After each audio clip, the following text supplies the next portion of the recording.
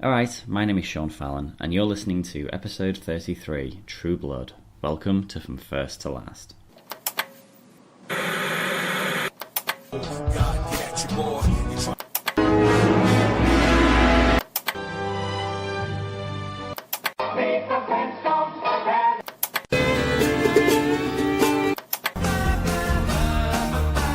Hello again, and welcome again. My name is Sean Fallon. This is From First to Last.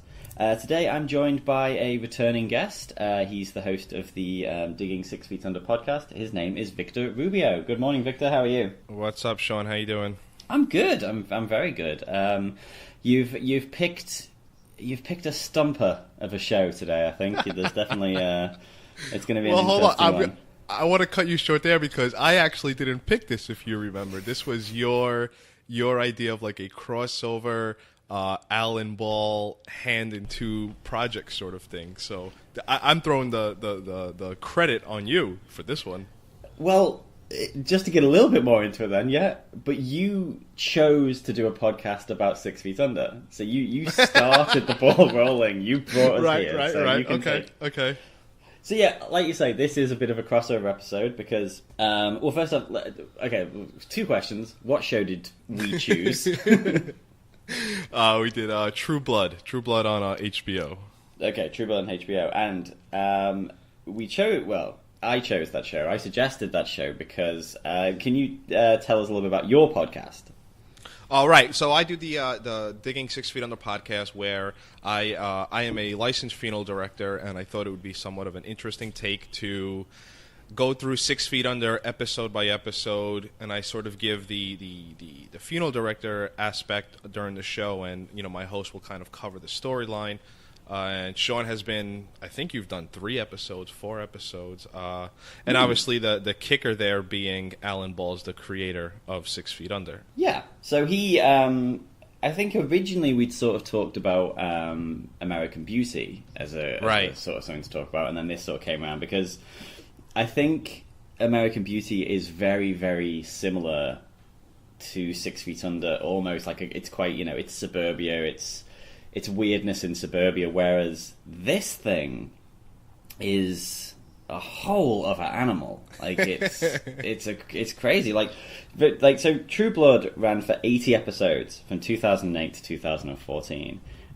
What is your experience with this show? So it's funny. I was thinking about this before we recorded, and this is actually one of my first television viewing experience in terms of. I remember watching this first season back in 2008 is when it aired, right? Oh, yeah. Okay. And I remember looking back at how juvenile my thinking was because the first season toys with the idea of there's a mystery killer. Yeah. And I remembered thinking every episode, whoever the show gave me, who was the killer, who wanted to like sort of say, hey, this might be the person. I was like, oh, that's it. This person's definitely the killer. It's definitely Sam.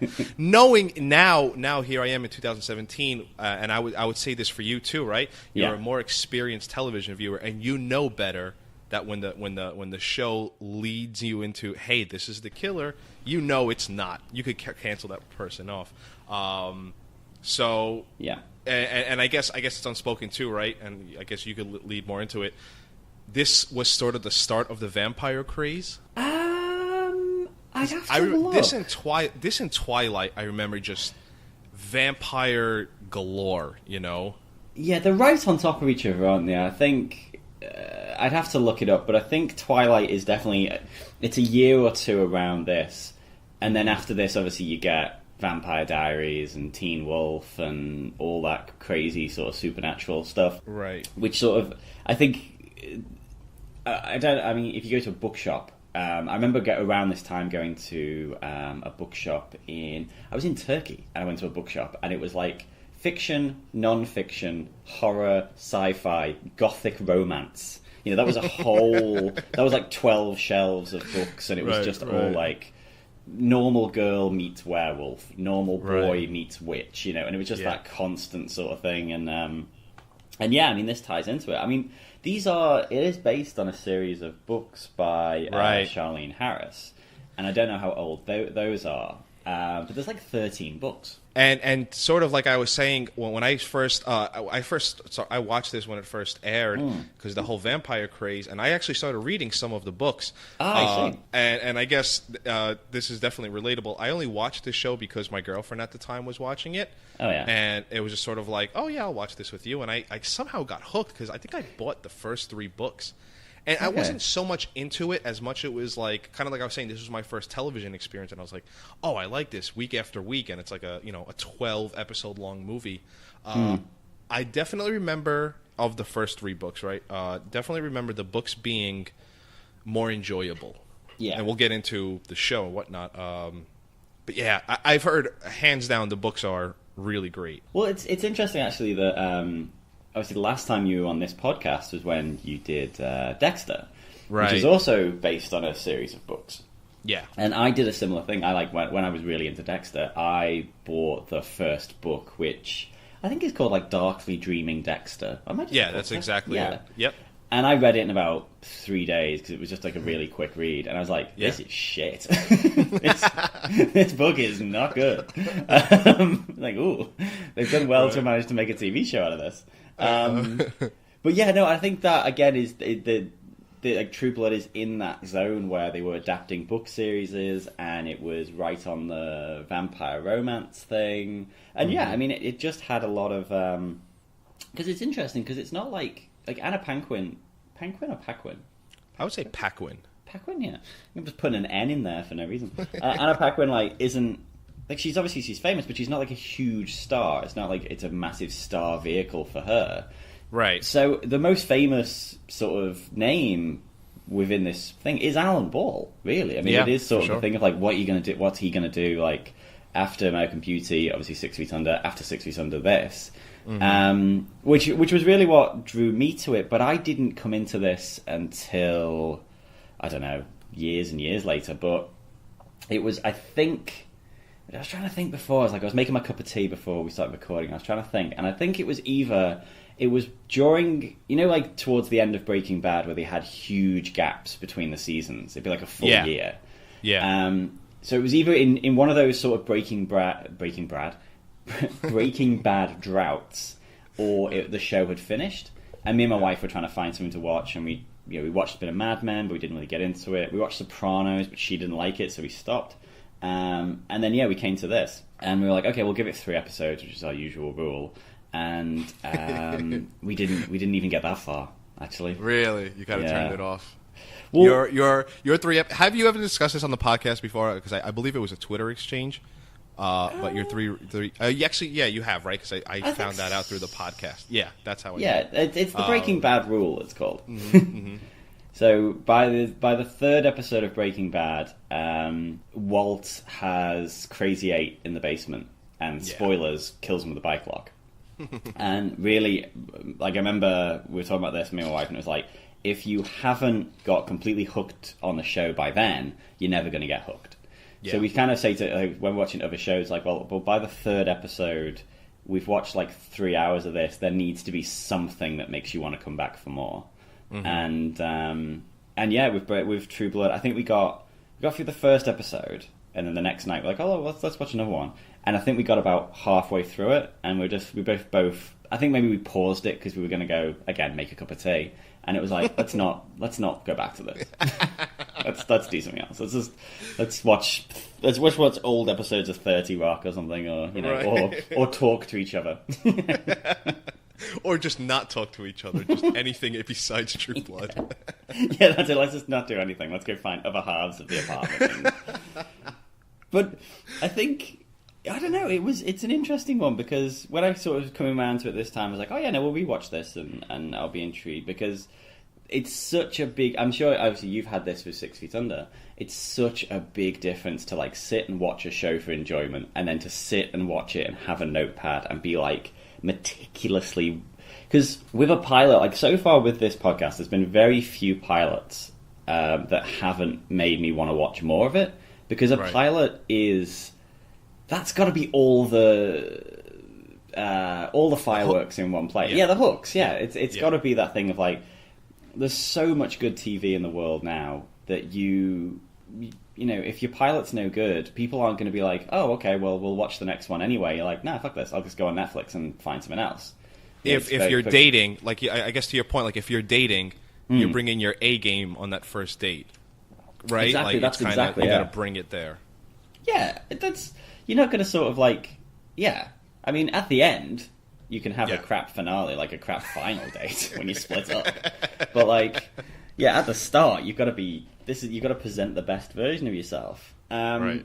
So really, like with this first episode, what did you think watching it now for the podcast?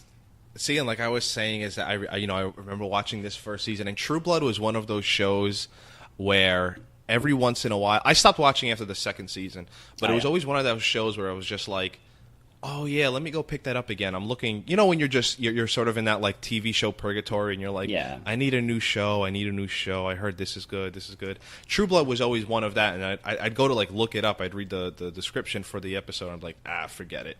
So. But going back to it, I was just kind of like, oh, wow. I remember how, again, it's like I was saying, how juvenile I was watching TV back in 2008. Let me say this off the bat. If anything, I am highly impressed, and I don't know if this is HBO, is it budget? I'm highly impressed that the first episode also looks like the last episode. And what I mean by that is the aesthetics didn't change. Like, Sookie still looks like Sookie. Bill still looks like Bill. There's a haircut. Because kind of like, I guess you could always keep going back to it, right? Breaking Bad, when you watch that pilot and the finale, everything's a lot darker. Because it takes time for television shows to find their footing and to find out what works best and the settings and whatnot. I was impressed with, the first scene right after the opening vampire thing that goes on, Merlot's, the bar where it's sort of the central hangout. I was highly impressed about how it still looked like that all the way up until the finale, Yeah. No, that's very true, yeah. But the episode, I have to say this. I remember the show being catered to a different demographic in terms of there was so much sex on the show that like uncomfortable to watch definitely with your parents, maybe even, a significant other, whatever. But I mean, within the first 30 seconds of the pilot episode, she's reaching for a hand job. And I was like, holy they really are selling you sex here. Yeah. Did you notice that within this first, these first 15 minutes, it's like sex. Or was that just me?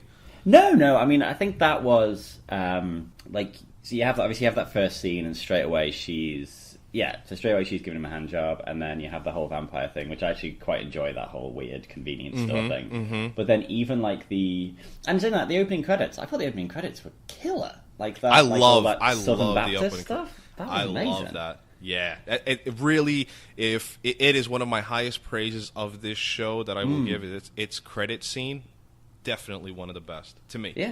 Yeah, fantastic. Just such cool images, and then straight after, in that credit sequence, you have a lot of sexual imagery in that straight away. So the show, it is almost advertised on that of just like, this is sexy vampires. It's not like Twilight, which is quite chaste and romance and like, oh, I can't do this, and oh, I long for you and all that, and like, but True Blood's like, nah, these are vampires and they fuck, and this is what we're selling you, And, for sure, it's sex.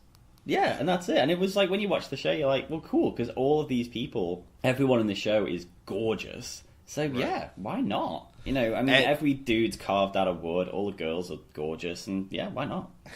And I wanted to add this point in there because, and I guess wherever you want to start throwing this in, is that we talked about this podcast with the idea of sort of Alan Ball with the two hands and 6 feet under and this. And when you had first told me that about a month or so ago, I kind of skimmed through some of the seasons because the idea of only watching the pilot and the finale, I am not educated or smart enough to only do that. I had to do some back-end research. So it's not I sat down and watched it. I just had it on in the background, and I would just kind of pay attention here and there, do whatever I'm doing.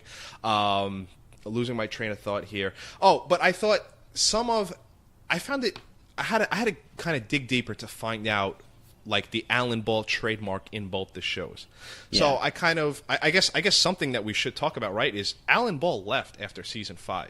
Yeah, I did. I only learned that this morning. Yeah. Right. I learned a lot of this morning. So I kind of was reading into why and whatnot, and it's just probably one of those things, creative differences, right? But to the idea of sex, I read some, forgive me, improper credit, Alan Ball, he had a quote where it says, "To me, vampires are sex. Yeah. I don't get a vampire story about abstinence. I'm 53. I don't care about high school students. I find them irritating and uninformed." Yeah, no, I read that exact same quote. I was like, yeah. Oh, okay. So he knew what he was giving you and selling in terms of the sex aspect of it all. Yeah, no, I mean, well, to make that sort of comparison with 6 Feet Under, 6 Feet Under was another show that never really shied away from sex. I mean, it was always a thing. It was almost like you had whole characters, obviously like Brenda and stuff like that. Yeah, where a big part of their storyline was their relationship to their own sexuality and stuff like that. And you had obviously David and Keith and David and all that mad stuff and all his like one night stands in the first season.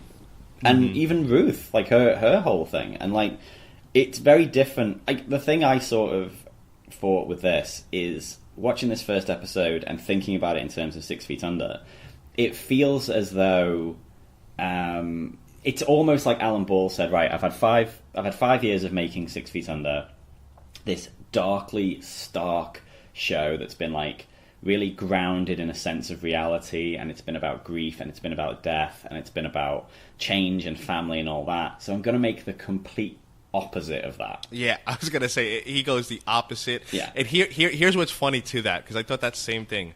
And, God, I have a guest on frequently who says, I wish there was some time, on my podcast, 6 Feet Under, I wish the characters sometimes had thought bubbles. Just because in 6 Feet Under, there's a lot of underlying meaning.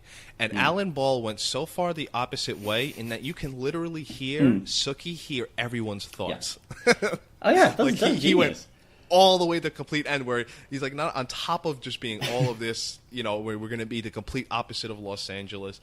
Everyone, I mean, every character, especially within this pilot, every character, there's no hidden agendas. No. Like, you know, the second Tara and Jason, her brother, comes on screen, Tara is attracted to Jason. You know Jason is dumb and all he likes is sex. You know every character's motives and what there is. There's none of this gray area, underlying meaning, you know. There's, you know, and even if there was hidden meaning, Sookie's there to clarify that character's thoughts. Yeah. Which is, I mean, it's interesting, like you say, that sort of thing. You don't, by the end of this episode, I don't know what it is that you're supposed to be coming back for. Like, there's a sense of, there's a laziness to that where she can read everyone's mind, so it's just like this constant thing of, oh, well, we know these two people in love because we've just heard them say it in their brains. So you're like, okay, well then I now know what everyone's about. And there's no real, like, I mean, there's a cliffhanger at the end, but there's no sense of mystery. There's no sense of, like, you know, okay, I guess you got to think, okay, well, who killed Mordette? But who cares? You know, I mean, right. That was what I took from it. Like, I got to the end of the episode, and I was like, why would anyone expect me to come back? I mean, I like the world, I like the characters, but I can get that anywhere. You know, I can get characters I like in loads of things. I need something to hook me and be like, oh no, because this mystery or this setting or this, like, come back for more. And the end of the episode, I was just sort of like, yeah, I don't know. Well, here's what I'll say to that point, because I definitely agree with you. But while you were saying that, what kind of was going through my mind is, and I don't know how to say this without sounding offensive because I don't mean it. Okay. It just, no, what I mean is, like, there was a time, at least here in America, I don't know if you ever caught wind of it, Jersey Shore, the Jersey Shore TV show. Oh, yeah. Phenom was a huge thing. There's an English version called Geordie Shore. Okay. That's really funny. But I used to be someone who would be like, if you watch that, I probably don't have anything in common with you, and Yeah. and I would judge people for watching it. And somewhere along the line, I got a little bit more mature, and I was like, well, who's to say me liking, for instance, 6 Feet Under, Breaking Bad, The Sopranos? Who's not to say someone else can't judge me for liking that? Like, why do I hold a superior opinion over what TV show you watch? Okay. So I changed like the way what people liked. If you like True Blood, if you like Jersey Shore, that's whatever. I'm saying all of that to say the show I don't think is not geared for, assuming your television taste, just knowing what you like. It wasn't geared for us, meaning I am not going, like, if I'm a TV creator, I'm not going to be able to sell Sean a TV show based on sex or the allure, the flashing lights of sex. And I guess one of my criticisms of this pilot episodes, every fucking character is sassy, and every character has a witty comeback to everything. We could argue on the term witty, right? But everyone's sassy in this world. Tara, God, you can't even ask her for her drink without her throwing sass back at you. So I think to your point about how, what's to keep us from coming back, I don't think we were made to come back for this. I think maybe if we were younger and, we kind of liked, this is how we kind of got our sex viewing or whatever, just the idea of it and everything. I think this is more towards us. It's definitely a vehicle. Let me just say this, and as opposed to Game of Thrones, where Game of Thrones they definitely sell you sex, but it's not the vehicle. It's sort of part. It feels more part of the story, if that makes any sense. Yeah, no, I mean, I think the thing is, you do have, like, a show either hooks you in on plot. So Game of Thrones, obviously, like, as soon as you watch the episode, there's this sense of this huge story that's what's going to unfold and that's what you're going to follow. Same with, like, Breaking Bad. It's like, okay, well, this is the first chapter in a bigger story. But then you have shows like, say, Mad Men, which is, it hooks you in on the thing of, like, we've got characters, we've got situations, we've got a setting, and that's what you're going to follow. And I think that's the thing, like, that's harder to sell. And I think, like you say, you have to be the audience for it. So I started watching Mad Men. I started watching Mad Men a few times, and I tried to get into it, and I couldn't get into it and all that. And then it just hooked me in. I watched quite a few years of it, and then it hooked me out again.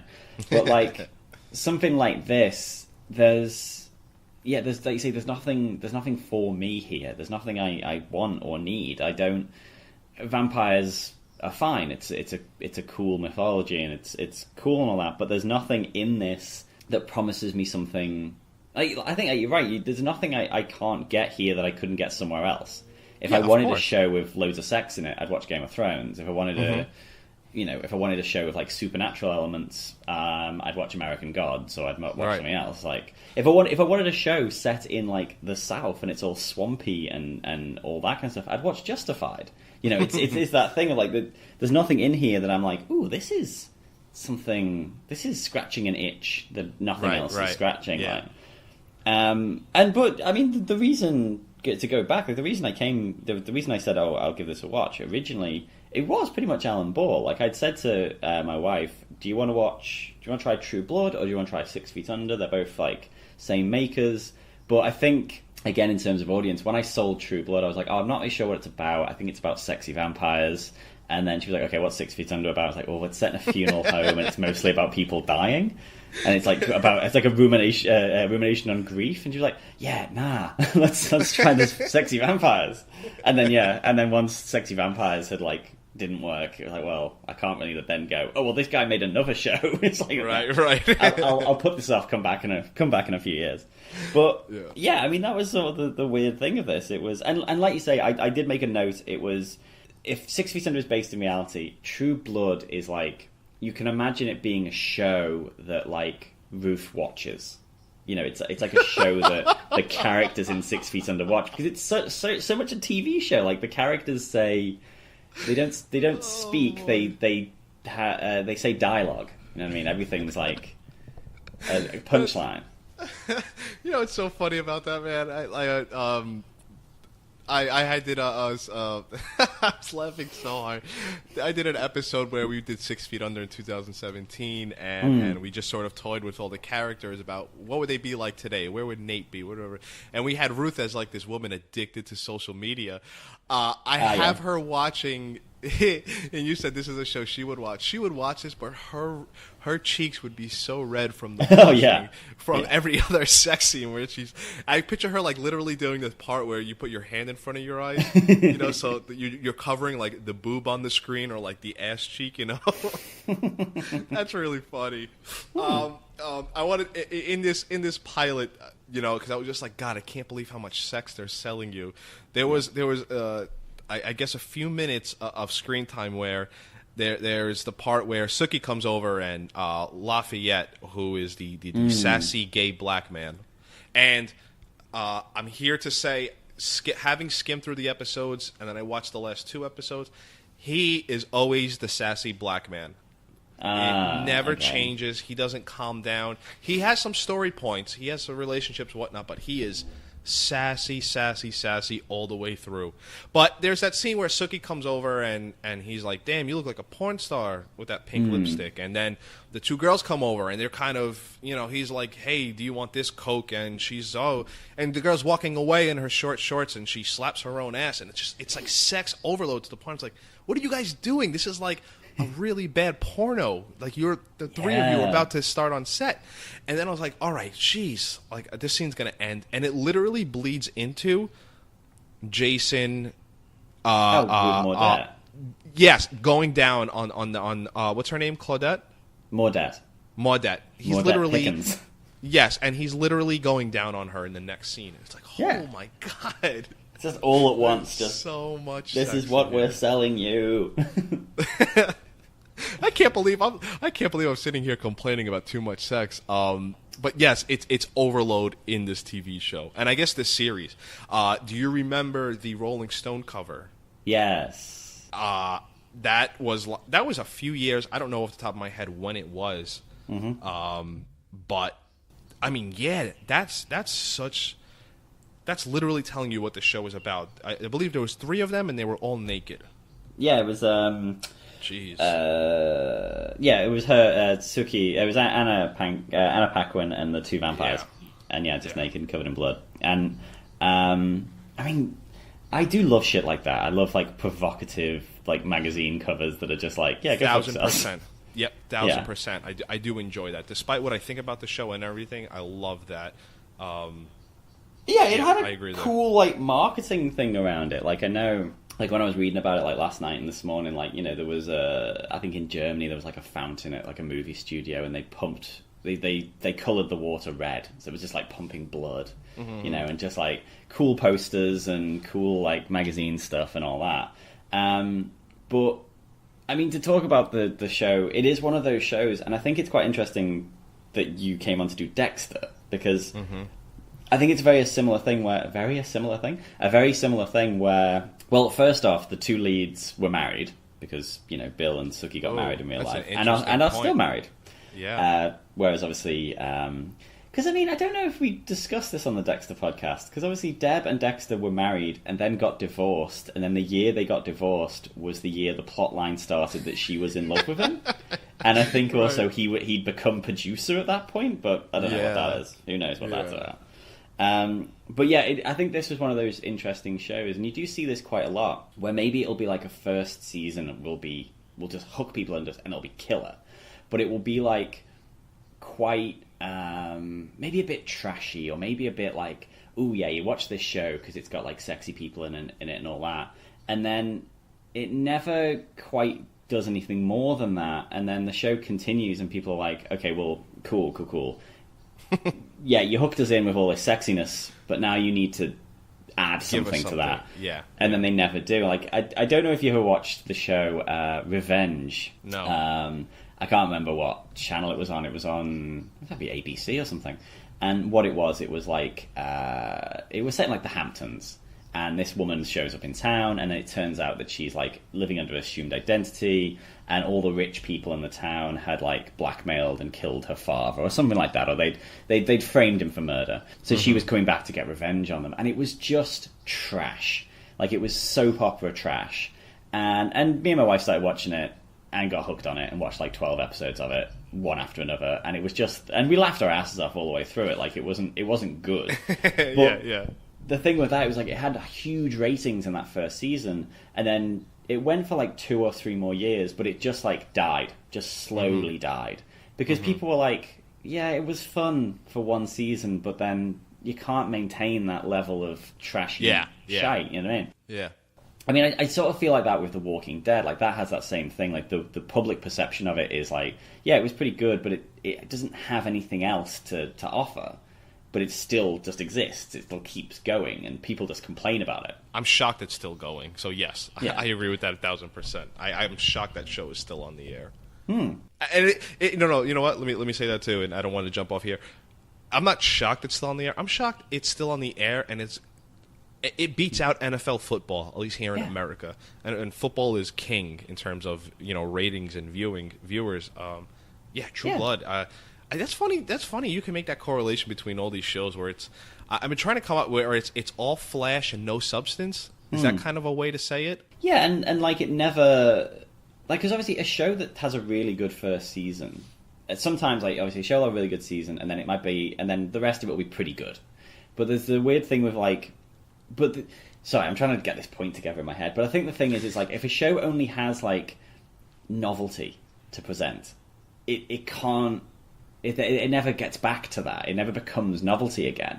But what's weird is, because I was thinking about True Blood, and again, I was talking about it with my wife yesterday, and I was talking about it, and I said, oh yeah, I mean, because True Blood ran for like 7 years, and she just stopped and turned to me and went, fuck off. Like, what? She's like, 7 years? Like, yeah, it ran for like 80 episodes. She's like, oh, I thought that was episode. She's like, I thought that thing lasted like 2 minutes, and then like, no, it was like a runaway success that just. It had the same thing as Dexter, though. It had the slow death. Like, it was a show that was pretty good for a couple of years, or people really enjoyed it for a couple of years, and then at some point everyone was like, nah, you've got nothing more to do with this. But there's a kind of hardcore fan base that just keep it on TV. Because, like, it got to that point where I was reading, like, I would see reviews of True Blood, or I'd see, like, people talking about it on Twitter, and it was very much a sense of, like, time for another True Blood, just.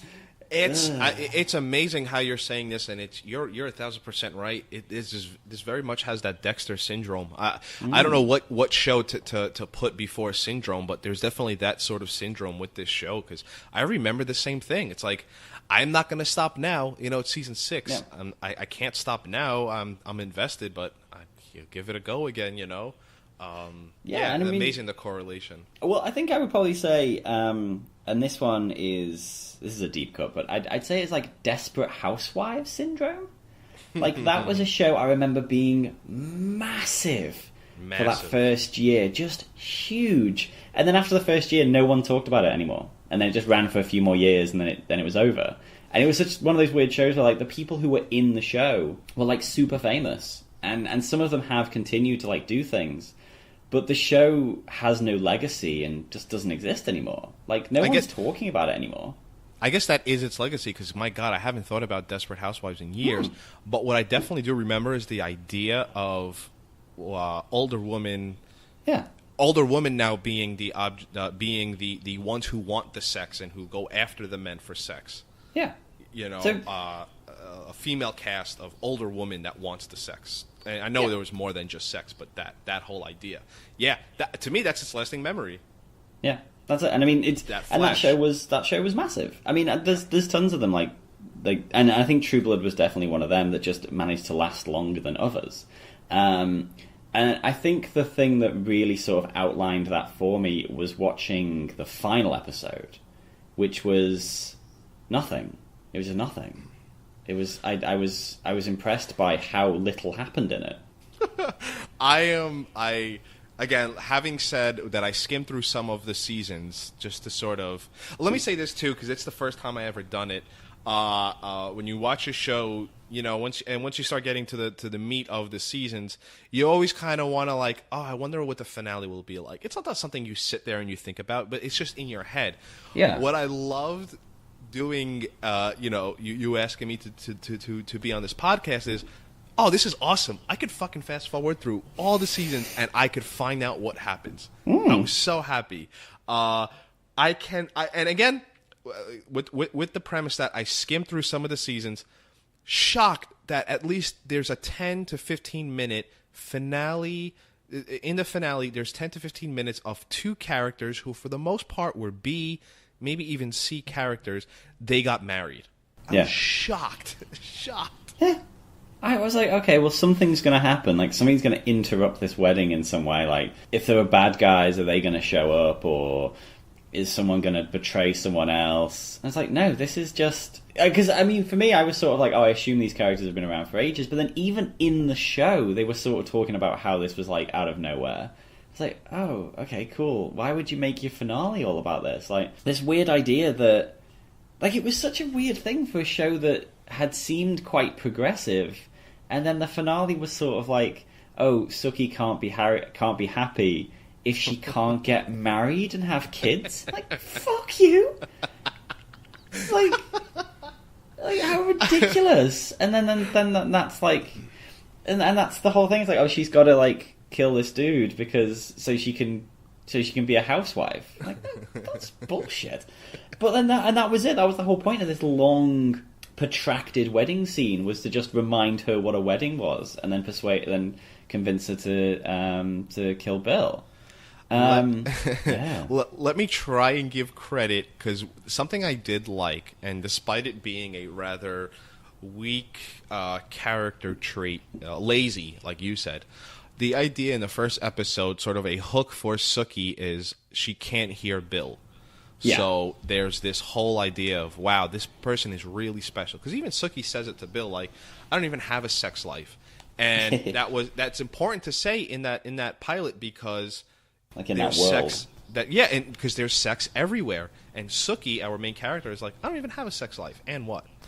I like that in this finale episode where she kind of gathers all the, all the information to make her final decision. Is now she can hear Bill. Yeah. In this pile of dirt, I like that little piece of gold of I like that arc, and I have to imagine they probably held on to that in the writer's room almost every season, and it's like, maybe she could hear Bill, and it's finally, using that for the finale. I definitely did like that. I actually assumed that by the last episode, I thought she wouldn't be able to read minds anymore. I thought that would have been something that they would have, like, after a year or two, been like, oh shit, this is too easy, we'll cut that out in some way. Like, she'll have her powers taken away, or she'll get them completely under control. So I was actually quite impressed that they managed to keep that as a plot point for 7 years, because it feels like one of those things that's like a really nice hook in the first episode, but then you're just like, yeah, but then no one can ever lie to her, and she'd just be reading minds, and then it just feels like it would just be it would get old really quick. But yeah, I mean, just this. I mean, I think the thing is as well, like, the fact, obviously, there's a lot I don't know about how she's a fairy and there's werewolves and all that, like, but at the end, when she, like, stuck the stake in him and he popped, I could not stop laughing. I was just like, this is the funniest thing. Because I was like, because when she kind of broke the spade, she was going to, I was like, okay, this is quite cool, this is quite effective. And then, just like how utterly ridiculous. I assume that they had established in the show that that's what happens when you stake a vampire. But yeah, no, just the fact that, like, she's there straddling him and she just stabs him, and then he just like, and then there was just blood everywhere. I was like, oh my god, this is too funny. Like for the sort of emotional climax of 7 years of TV to just be like a dude popping. That's too much. And then let me say, too, it was agreed upon prior. So it wasn't like a twist. It was like a slow build to something that they agreed upon. So it wasn't kind of like at the last... I guess what the hook or the twist here is that Sookie wasn't going to give up. Cause I guess to my understanding is that if Sookie used that ball, she would have given up her fairy powers. And...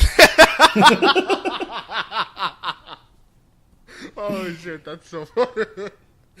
But I guess this whole speech and how she speaks with Jason too of this is who I am, and this is a part of me and everything. I guess that's just folklore, right? I don't know if they ever explained it in the show, and I'm going off the little bit that I remember, where that's just folklore. You want to kill a vampire, you stab them with a metal stake or wood stake, whatever. I guess the one moment where I had of, again, and this isn't Alan Ball, but this and my apologies, whoever this new other guy was, the idea that when Sookie climbs out of the grave, it's sort of the start to her new life. See, let me say this too. I was watching these episodes. Let me say this too, because I think it's important to say I was very nervous doing this podcast because I was like, this. I mean, kind of like we were just talking. This show has nothing. Yeah. This show is all flesh, and I'm not going to sit on the mic and talk with you about who's hotter and whatever. No one wants to hear that, and we're just objectifying everything. I could even talk about how good looking the guys are, because the Jason Stackhouse, that's a good looking dude. Bill's a good looking dude. The other guy frightens me because I feel like if I ever saw him in the street with my girlfriend, he would definitely take her. Eric. The blonde, even the men are good looking on the show. Nervous about talking about this show. I lost my train of thought going there. Damn it. Yeah, because like you say, it's all flash, and what could you possibly talk about? There's no I've taken quite a few notes, but they're all very wishy-washy. My notes. There's a lot of stuff of just the music's good.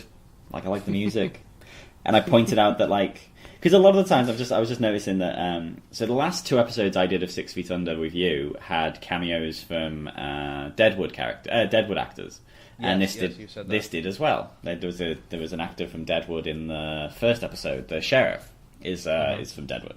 But yeah, I mean comparing this first episode and this last episode, the first episode at least had. There was a sense of forward momentum. There was something you had the serial killer. Well, you had the serial killer. You had some interesting ideas, and you're like, okay, well, if I give this a chance, maybe it will give me something. But the last episode, because I've watched quite a few for this podcast, quite a few last episodes where I haven't seen what came before. I might have seen a couple of years of the show, then not watched it, and then and usually. Most of the time, they're pretty good. There's been some bad ones, obviously Dexter. But I will take the Dexter one over this any day, because the Dexter one at least had... It was shitty, but it was... and it was momentum. It was shitty momentum, but it was momentum. Things moved from one place to another, and there was a sense of, a threat. It was okay, well, Dexter's got to get away from this guy, or he's got to kill this dude, or whatever. Whereas this, there was just, Because at first, I thought the 2 vampires who, killed the Yakuza and let Sarah get away. I was like, are they the bad guys? It's okay, cool. So they're going to show up at the wedding and fuck everyone up and da-da-da. No. They were in the start of the episode, they vanished, they reappeared at the end. There was nothing. There was I kept waiting for something to happen. This is the last episode. I could almost present this episode as a bottle episode. Are you familiar with the term bottle episode? Yeah, exactly. Yeah. I could almost make this as the Breaking Bad Fly episode. Because, there is 20 minutes of just dialogue, I want to say. Where, and not that dialogue isn't important, but, there's a 4-minute scene of Jason and Hoyt and just talking about how they're friends, whatever, and the whole Bill and Sookie, which, when you had tweeted last night, I was getting ready to record and doing our prep. One of the hook, not the hook, the ongoing thing of the show is just Sookie and Bill, and it just kind of they had that Rachel Ross kind of going on, where it's oh fucking guys, either get rid of each other or stay enough, and it's 7 seasons of that. Yeah, and here in the finale, it's oh my god, we're still at it. All of it. There's just. I guess to the point of that shitty Dexter finale, there was a running time, and it's you knew at some point something had to happen. I guess I would have to know more about season 7 and what about Bill dying, but there was no time constraint. No. Was them getting married, they didn't save anybody. They weren't like, now they don't have to testify against each other or anything like that. No. I felt no time stamp, to the point where I felt like I was missing something. And I went back and watched episode 9. And no, there really wasn't a time running or anything, Well, there was the thing as well of, like, he was obviously poisoned, or he had this disease or whatever. So he was dying. So he was already dying. So he was going to die. Eventually. It wasn't like a thing of, like, you need to get to a point where she has to, like, I don't know, if him being alive curses someone else or some shit, and it's like it's a hard choice, but it's like he's dying and he's asked you to kill him, so you killed him, and that's it. It's not I'm trying to think of, like, a good comparison point where, like, a show that ends in a similar way where, like, okay, Breaking Bad. We always come back to the well. Breaking Bad, the scene at the end of that where Walt essentially asks Jesse to kill him. Right. And Jesse says, no, fuck you. You made this mess. You can live in it. And just does a runner. And that's great drama, because it's this whole thing of, like, you get to that point where, and we discussed this when we did the Breaking Bad episode, obviously, like, last year. We discussed this idea of, does that mean that Jesse wins? Does Jesse win Breaking Bad? Because when it comes down to it, even though he could kill Walt for all the stuff Walt's done to him, because Walt wants to die, he deprives him of that. Yeah. But this isn't that. This is just like, I mean, good on the show for killing one of the main characters off, because again, Dexter should have ended with that character dying and so on. So it's good that they went through it, because I did think when she had like the ball of light and then she closed her hand and it was like, oh, is it a fake out? Is she going to cure him? Is there going to be something like that? Like, no, they're going to kill him, and they're going to kill him in quite a bloody fashion as well. Yeah. So good on them for that. But for me as well, there was no doubt that this was going to happen.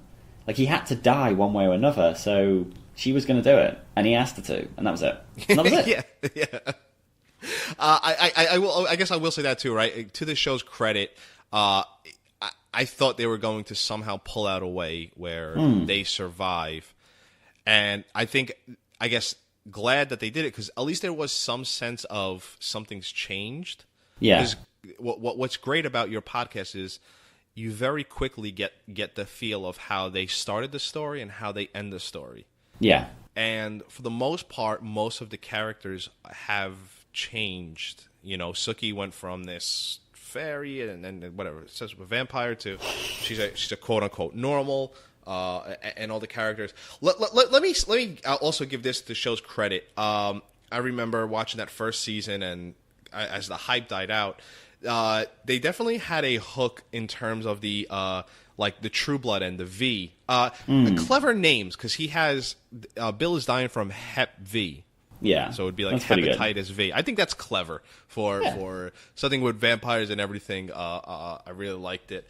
I never the drama of the True Blood, the synthetic, vampire blood. I never fully grasped the, how do I say, the seriousness of it or any of it. It's not even that much of a point in this episode, I guess, until the very end where Eric has the new blood. Right. But that's definitely what drove it, the first 2 seasons or whatever. I thought that was creative, just this using that vampire blood to make it a story point and people want it, whatever. And that was it. Just the use of the word hepatitis V, I thought was rather clever. Oh yeah, no, I thought as well that there was, because I think the thing for me was when I first, years ago, like 5 years ago, 6 years ago, or whatever, when I first watched this episode, that opening little convenience store thing where you've got like the goth who seems like he's definitely a vampire, but he's just fucking with them, and then you've got the hillbilly who is a vampire. I was like, okay, that's cool. I like that. I like that subversion. I like this idea that we're not. It was the show sort of saying like, yeah, okay, yeah, you know what a vampire is, but fuck that off, because that's not what we're dealing with here. We're doing something completely different.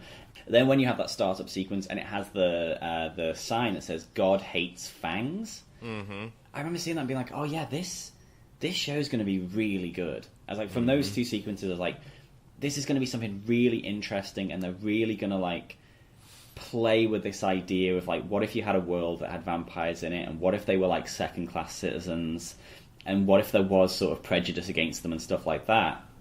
This is going to be really cool. And then it isn't, though. Like, I don't know.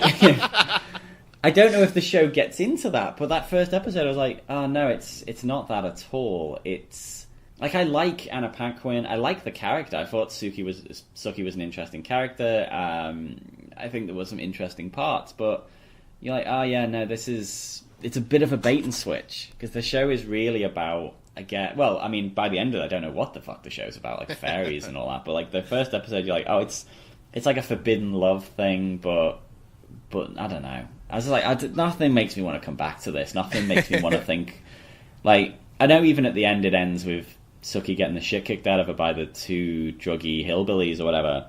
Yeah. But I wasn't like, oh, I need to find out what happens next. I was like, nah, I don't care. Yeah. I wish, part of me wishes I could go back in 2008 and record my thoughts then, because super, again, like I keep repeating, super juvenile, because, and if my girlfriend at the time hadn't watched it, I'm not sure I would have, but I was like, ooh, I want to watch more. But I was also, how old was I? I was also 22, so just knew that new TV world. But something that you said I kind of want to go back to, because, like, the idea of it is rather fun, because there's that sign of God hates fangs, and there was somewhere else later where they have coming out of the coffin. Yeah. What is fun, but they definitely don't give us enough of it, is the idea of using vampires as, let's just say, minorities, right? Because it doesn't have to be gay people or anything else. Clearly, you know, even though this is coming from Alan Ball. Because you see it in 6 Feet Under, right? Where Alan Ball's kind of addressing the idea of gay people and idea how gay people live their lives in terms of their sexuality and coming out. This would have been an interesting kind of or how do I say that? Like a mask for it.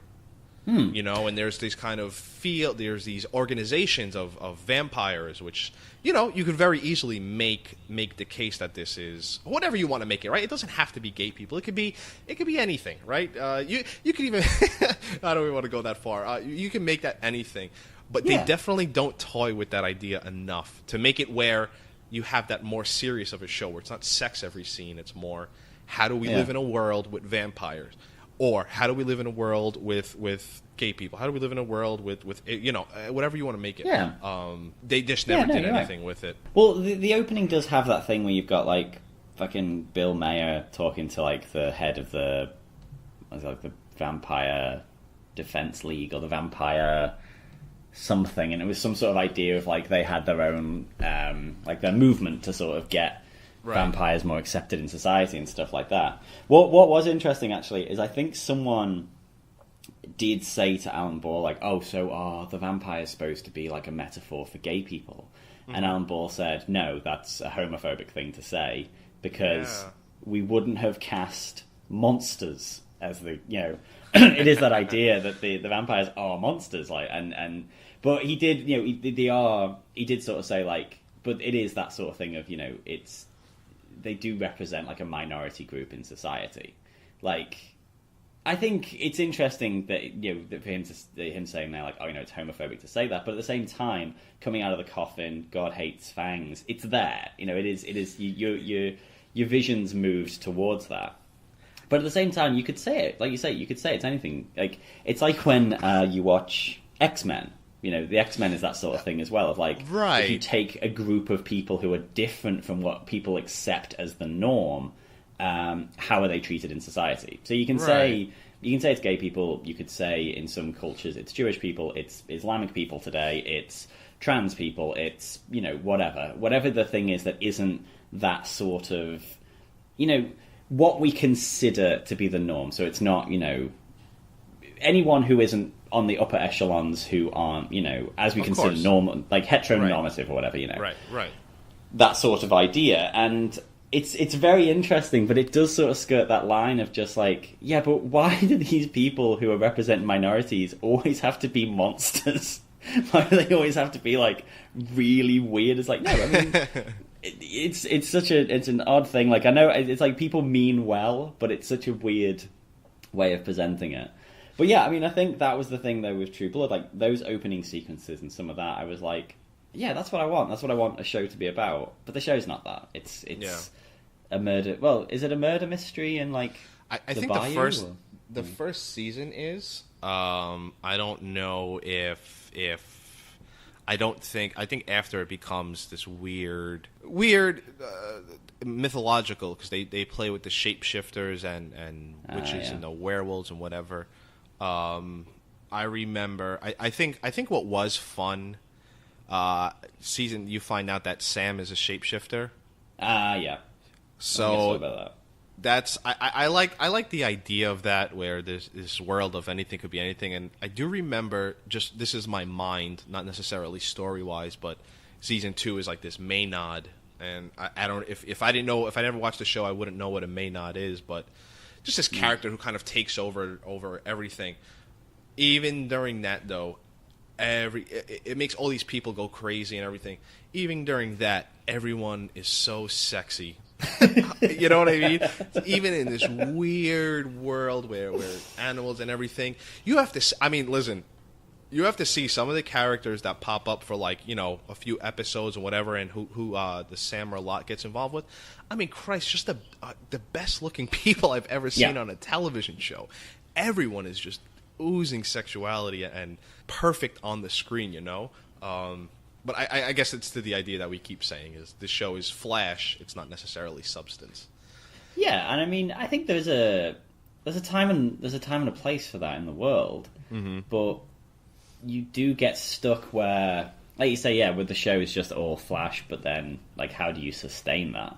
Yeah. Like, I'm trying to think. I mean, I guess like a recent show that kind of was substance but used a lot of sex in it would probably be like Westworld. I don't know if you watched that. There was quite a lot of nudity and quite a lot of sex in that, but they were sort of used.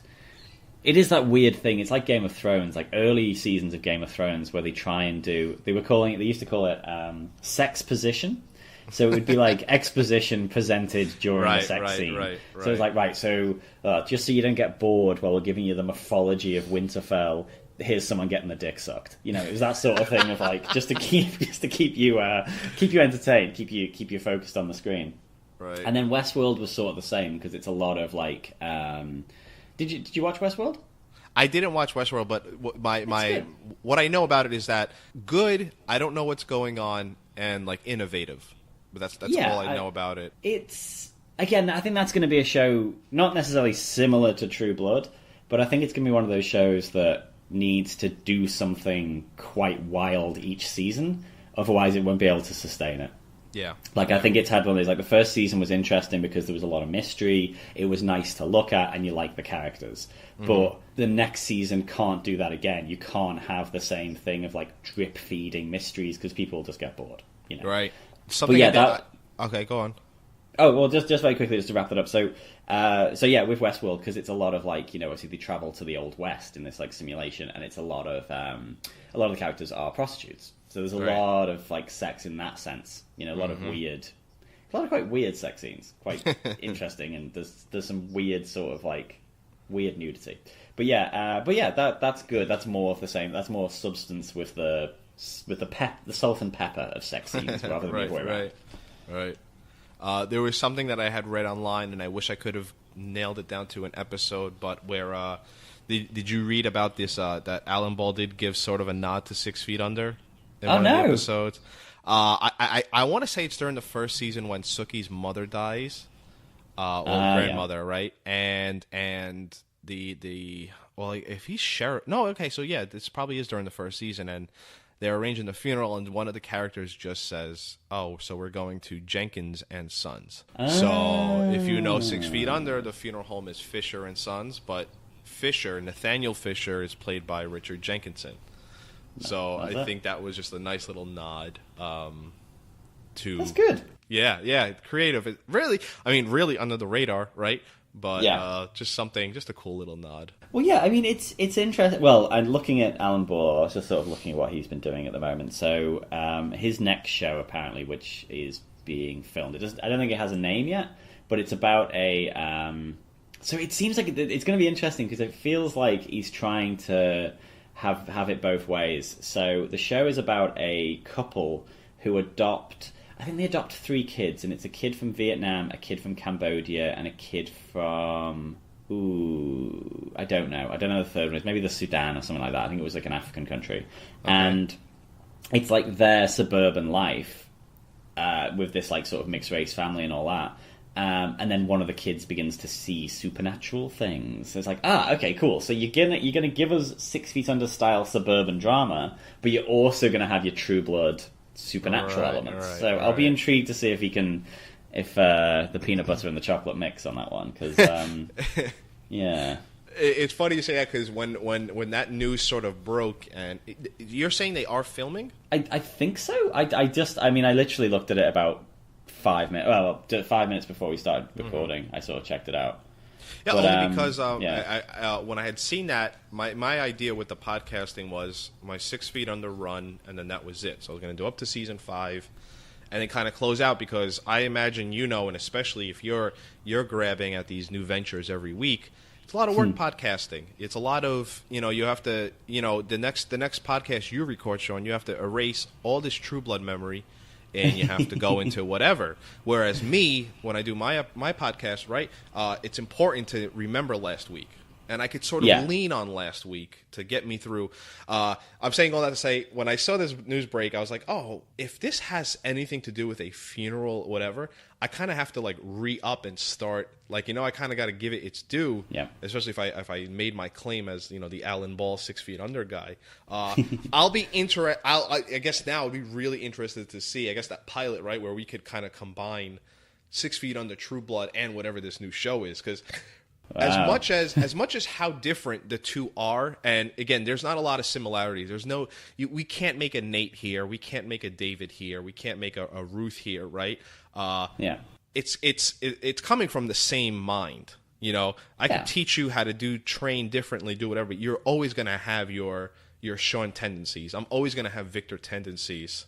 Yeah. So very true. Sorry, I had an article up about this new show, and one of the ads started playing in my ear. My apologies. Totally messed up my train of thought. Well, I just did the same thing. It's like, I'll pull it up and I'll have a bit of a look. Yeah, so it is philosophy professor Greg Bishop and his lawyer wife Audrey Black, played by Holly Hunter, who I love, are socially conscious idealists who decide to build a family by adopting children from Vietnam, Somalia, and Colombia, before having their own child in their 40s. And then one of the children begins to see things others cannot. Interesting. Yeah. Okay, so... But the thing is... so I had it in my head they were going to be children, but it's not. It's like they're adults now, the kids. So it is going to be very similar to 6 Feet Under in that sense of, like... 6 Feet Under in that sense of, like, how do you deal with adult children? Yeah. And then apparently one of them begins to see something others cannot. So, so that's being cast at the moment. Very interesting. See how that pans out. Cool. Be interesting to see who they cast as the father against Holly Hunter, because that looks like that's going to be someone's... that'll be a big starring role, I think. So that'll be interesting. And I'm surprised, too, because usually HBO, and I don't know if I'll speak for Alan Ball, but HBO is kind of notorious for great hit show, and the cast is no one you know. It's always like Sopranos, no one knew anyone. 6 Feet Under, right? Frances Conroy wasn't as big as she was back then. True Blood, I don't remember. I know Anna Paquin. It's funny, kind of ironic that I'm mentioning it, but I know she was in the one of the X-Men movies, but she wasn't a huge role. Stephen Moyer, I believe his name is Bill. HBO is known for not casting huge stars, with the exception of your True Detective, right? Because that was a one-off. When you look at the shows, like you've mentioned, like Sopranos, Deadwood, 6 Feet Under, and all that, I think they are sort of before the big TV revolution. Because now I see Westworld, Anthony Hopkins. Okay. I see what you're saying. I just read there, so Holly Hunter's the mother, Tim Robbins is the dad. So this is... they're going big. Yeah, so this is the complete opposite of what I was saying, so okay. But I think... Only superstars. But I think that's the thing, that those shows, like... Because obviously, you have to look at Mad Men. Like, John Hamm was nobody. I don't know what he'd done before. And even, like... Bryan Cranston had done Malcolm in the Middle, but he hadn't done drama to the level that, you know, Breaking Bad was. But I think it just goes into that idea of how good TV is now. Like that idea of, you know, because obviously I'm not, you know, if you're doing, I don't know about how, like, I don't know actual numbers, but I guess you got to think, if Tim Robbins is in a film, how much money is he going to earn compared to doing a TV show? Or is it a case of, like, it's the longevity? Or you're like, wait, I'll be in this TV show, and if the TV show is huge, in the summer, when we're not making the TV show, while we're writing the next season, I'll go and do a big movie. And then go from there. Like, I don't know. I mean, I don't know how the mechanics work. Or is it just a case of, like, you know, I just want to work, and I'll work for... I'm guaranteed work for you. Who knows what the whole... Because I'm someone who doesn't keep up to the business side of it as much. But, I mean, you have on Netflix now, you know, Brad Pitt just came out with a movie on Netflix. Yeah. And that's wild, isn't it? Yeah. I mean, the whole... What we used to know... Right, because we kind of went through, we're similar in age, we went through all of a sudden where television is now where you can get your start, you know, where and some stars are choosing television over movies, and television products get more applauded. Now we're almost seeing that second shift where, look at Brad Pitt is I don't know what the movie is, I didn't see the movie, but if I would have told you in 2000, you know, hey, Brad Pitt's going to do a movie that only people who have a subscription can see it. Adam Sandler, Will Smith, you know, look at those names. Oh, yeah, Will Smith, yeah. Yeah, we are just in a different. I think we're currently in the change, because I mean we just went through 2 years ago with True Detective, where it was Woody Harrelson, Matthew McConaughey, performances of a lifetime they gave, and it was a one-off. That was one season captured, and that's it. We're going through that change right now as we speak, and I guess it's great to live through, right? To be in it. It's great. I mean, it's wonderful. Like I love the idea that you can. I mean, I think Westworld is a great example. Like the fact that you can have Anthony Hopkins come and do a season of TV, and but the thing is, you do have that weird thing. Like watching that show with Anthony Hopkins, there's some actors who were talking to him and it was fine, but some actors were just blown away by him. Like, because he is such a good movie star, like a big actor. And sometimes you had people who are just TV actors. And not to say, if people are listening to this and they are a TV actor, that's not to downgrade your profession, but the idea of, like, there were some people who, like, Westworld was their first big show, and they're there with Anthony Hopkins, and he is just, like, he's Anthony Hopkins and they're nobody, I guess, you know, and he's just absolutely destroying them.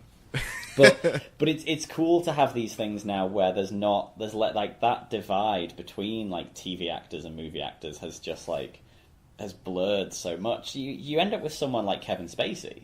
Like he just House of Cards is his thing now. Like he doesn't do anything else. That's it. He just makes seasons of House of Cards, and he's won 2 Oscars, but he's like become like a TV star now. And House of Cards again is another one of those shows that is like inexplicably popular because everyone acknowledges it's shit.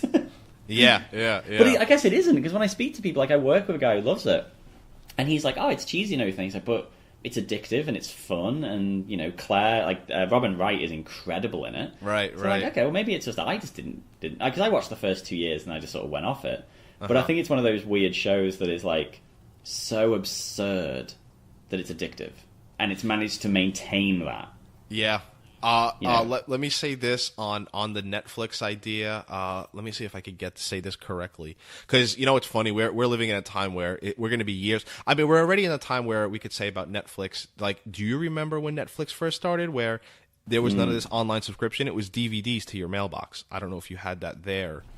We had something similar in England, but I never had it, and then I moved away. Because I'm saying, like, everyone knows Netflix now as Netflix is putting out Stranger Things, Orange is the New Black, Mirror. Of course, you know? Yeah. I mean, what it started out was you went online, you clicked what DVD you want, you would get it in your mailbox, you could hold that DVD for as long as you want, you paid per month, and then you'd have to slip it back. Netflix is changing everything because there's something about how, I think there's no star ratings on their television shows, and it's to not give any expectations on their show. Therefore, the creators come in, or whoever's pitching their television shows, and just Netflix is basically saying, come with your wildest swings. So that's how you get, you know, I hadn't seen House of Cards. I heard the same thing you did, but it's this idea of like, yeah, we'll all admit the show is not great, but it's highly addicting. Stranger Things is, you know, you could read about how many studios they went to before Netflix picked them up. And now, you know, we're about to start seeing the hype for this season 2 of Stranger Things. Yeah. But that's all Netflix. And, you know, you have, despite Amazon kind of taking over the world with Google, you know, Netflix is the leader. Yeah, we're gonna be in 5 years probably only, you know, Netflix only at this. You know, they're just far and away. Well, there's a thing we have in Australia. We have a streaming channel called Stan, and it's quite similar to Netflix. It makes a bit of like its original material, original stuff. But the thing is, what they've done is Australian Netflix isn't very good. Like, it's sometimes you have good days and bad days. Like, this week they brought out a load of new movies, is great. But sometimes a TV show will come on Netflix in the rest of the world, and it won't get here until a year later, which is mad. Stan came out, and they make some original material, but their big thing is they have like exclusive deals with Twin Peaks, Better Call Saul, iZombie, Gotcha. Preacher, a load of those shows. So basically, the show airs in America, and then the second it finishes in America, we can watch it on Stan. And that's worth more than gold to us, because we don't want to be getting all these stupid like Australian cable channels, which cost a fortune. Stan's $10 a month, and I can watch Twin Peaks instantly. Don't have to pirate it. I don't have to stream it. I don't have to download it. I've just got it right in front of me, and that's huge. And that's worth its weight in gold. Like, I can't fault that in the slightest. I love it. I love the new model. Oh, that's interesting. Yeah. True Blood. But, well, I think we've probably, I mean, for a show that when we both started this, before we recorded this, we both said, I'm sure we'll be able to find something to talk about. We've just hit an hour and 15 minutes. So we've done pretty well. But I think it is an interesting thing I found with this podcast is, like, sometimes you have something that you think, oh, I'm going to have loads to say about this. And then it just doesn't, the conversation doesn't really flow. But I think with this, like, obviously me and you having guested on each other's podcast numerous times, obviously I'm in the 3-timers club on your podcast. It's interesting, even a show like this, in which this final episode was nothing. Like I said, I just sort of watched it, and my biggest reaction was when the dude blew up. And the rest of it was just sort of like waiting, like, because there was no, I don't know. We've already just done all this, but yeah. And the first, like, I think, like you say, it's an incredible thing of, like, there's a lot of talent, there's a lot of beautiful people, a lot of very talented actors and actresses. I think Anna Paquin's amazing. She won an Oscar at 11. You know, she was already killing me before I was probably even born. Wait, what? For what? For what? She won Best Supporting Actress for The Piano. Jesus, way back when. Like, I think she's the second youngest person to win an Oscar. Holy shit! I didn't know that. Someone else, I think Ryan O'Neal's daughter won one for Paper Moon, and she was young as shit. Like, she was a kid. But yeah, like, Anna Paquin won a Best Supporting Actress at 11. Look at that. Huh. And she's amazing. And yeah, and I mean, like I say, it's one of those interesting things, you know, when you sort of see a show like this where it looks really good, and the music's really good, and the theme tune's really good, and it's full of very talented, gorgeous people, but there's nothing there. Everything else lets it down. Like, you're like, you've got all these materials, you just need that last little X factor just to take it over the line. And for me, anyway, like you say, the show might not have been made for me. Yeah, so, yeah. I think in the end that's what it is, because I imagine you're going to have listeners who probably highly, highly disagree with our viewpoint. And it's not that we're wrong or that they're wrong or we're right and they're right. I just think we're at different, probably different, larger taste, you know. I imagine if you were doing this podcast 10 years younger, we may have kind of been a little bit softer on it. Maybe. But yeah, it's just our, you know, your taste in it. I think the thing is as well, like, you know, at this point, like, we're both in our early 30s, I think. Yeah. And the amount of TV that I've watched, the amount of TV at this point that I haven't watched is absurd. You know, there's so many shows, you're just like, oh, are you fucking kidding me? I'm like, oh, The Americans, I'll get around to it. You know, but it gets to that certain point where when you get... I think it's different to movies. Like, if someone gives me a movie and I watch it and it's bad, you're like, it's bad. But a TV show, if you get into a thing where you watch like a season of it and then you realise it's bad, you're like, oh god, that is hours and hours and hours of my time. I could have had that dedicated to something else. You're right. Yeah, and I think that's the thing as well. So you kind of like, I've been burnt by that before. So with True Blood, I was just sort of like, say, I gave it an hour, I gave it 1.5 episodes, and I was like, nope. This isn't doing it for me. But I do feel as though this is one of those shows that would have... When I was going through my massive TV binging phase when I lived in Thailand, if I'd come across this show, I'd have watched this, and I'd have watched 4 seasons of it in 3 days. I think I would have just like... Because at that point, there wasn't enough stuff crowded out of my brain, whereas now I'm just sort of like, no, I can't get into this show because I've got to watch American Gods, I've got to watch Fargo, I've got to watch Better Call Saul, I've got to watch Twin Peaks, I've got to watch this, I've got to watch that, and you're like, I haven't got time for like a show that's a grower. Like sometimes I've become like one of those consumers who it's like, no, you've got to get me. Minute 1, I've got to be hooked.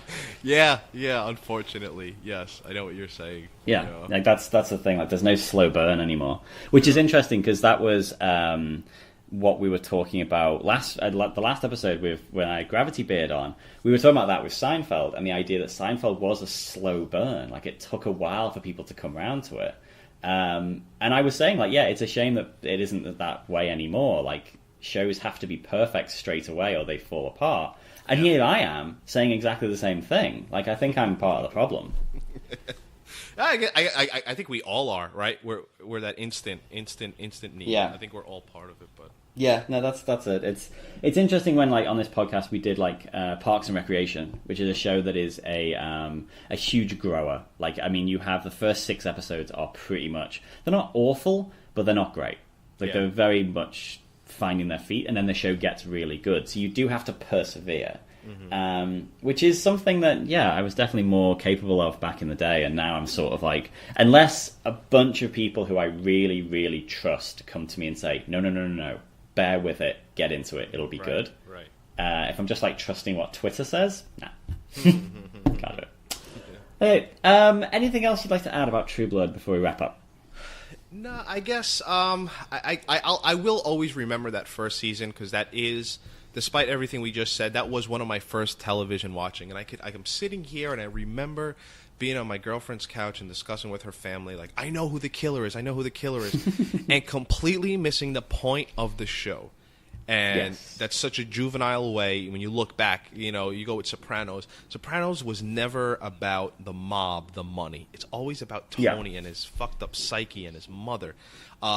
So I do have to give True Blood some credit in that, just time and place and I guess, a relationship where it kind of gave me the push into the TV world. I guess in the end, again, I've said it so many times. In the end, it's probably that really amazing decorated donut where it probably looks amazing. It has that clown food coloring. You're gonna eat it, and in 30 minutes you're gonna be starving. Junk food, just sort of like it's a bit of junk, just to get you through the night. Okay, that makes sense. I'm happy with that. Okay, well, Victor, where can people find you, mate? I am on Twitter. I am at Digging Podcast. The podcast is Digging 6 Feet Under. If you're listening to this on my feed, you already know that. I'm on Facebook at Digging 6 Feet Under. Like I said, check us out. We review each episode of 6 Feet Under. And who knows where we're at when we both decide to release this. So give us a listen. We'll see. Well, one thing that... we'll have to sort of readdress at some point is we'll have to come back to this and talk about it in terms of the 6 Feet Under finale. Like, talk about the 2 finales side by side. But obviously we can't really do that now because that's really a spoiler for you. Yeah. Because I think they are very, very different takes on how to do a finale. So, I think that would be an intriguing thing. We'll come back to that in a few years. So work it out. Anyway, I can be found on Twitter at First to Last Pod, and you can email me directly at fromfirsttolastpodcast@gmail.com. If you're listening to this on From First to Last, as you know, please come and get in touch with me, and we'll work out a show for you to do. I've got a couple of cool ones coming up. I think I'm doing IT Crowd in a couple of weeks, and Justified, and Sopranos, finally. Someone's going to come and do that. If you're listening to this on the Digging 6 Feet Under feed, come listen to From First to Last. It's amazing. And we did do a 6 Feet Under episode, ironically not with Victor, but with someone who ended up guesting on Victor's podcast, who then led to me guesting on it, and that's where we're here. That's how we ended up back at the start. So yeah, so it's all good. Victor, thank you for coming on and doing this show. Thank you. Of course. Well, thank my name you, is Sean, right? Thank you, because you're on here too, so thank you. Oh, yeah, yeah. Okay, I'm all confused.